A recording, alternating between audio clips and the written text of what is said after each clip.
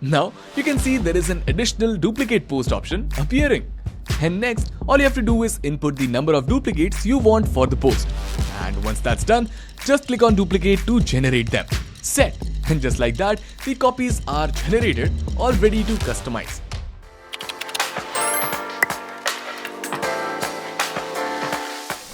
Alright, moving ahead, if there is a need to create multiple versions of a product page, service layout or blog post, this tool here lets you duplicate content in bulk, and that too without starting from scratch every time.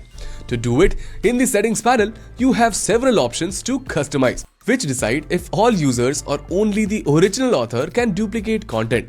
Then comes post author, which lets you choose whether the duplicated content should attribute the original author or the current user.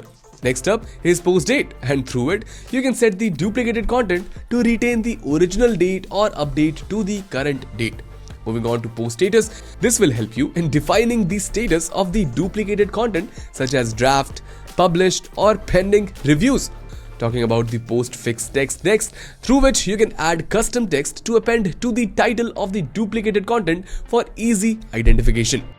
And lastly, there is slug text, that is for if you want to specify custom text to append to the URL slug of the duplicated content. This option is going to be useful. After configuring your preferences, click on Save to apply changes and done.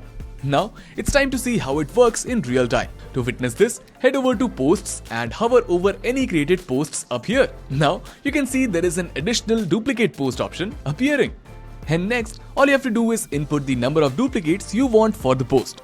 And once that's done, just click on duplicate to generate them. Set. And just like that, the copies are generated, all ready to customize.